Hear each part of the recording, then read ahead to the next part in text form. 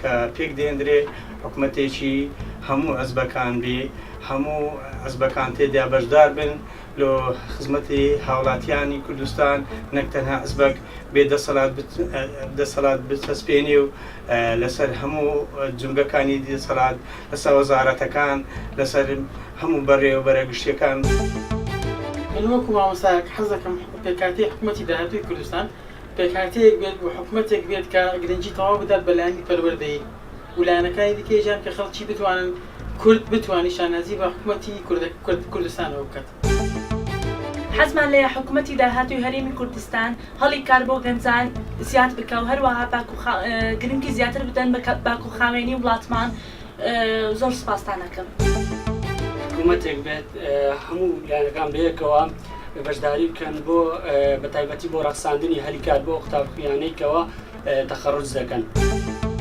پێم خۆشە پێکهاتەی حکوومەت تەنها لەو چارچاو حیزبانە بیت کە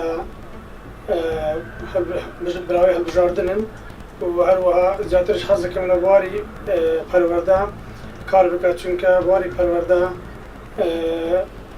هەموو لایەنەکان دەگرێتەوە ئەمەش دەبێتە هۆی بەهێزکردنی بنەمای نیشتیمانی. وا باشە حکوومەتی هەرێمی کوردستان ئەوجارە لەسەر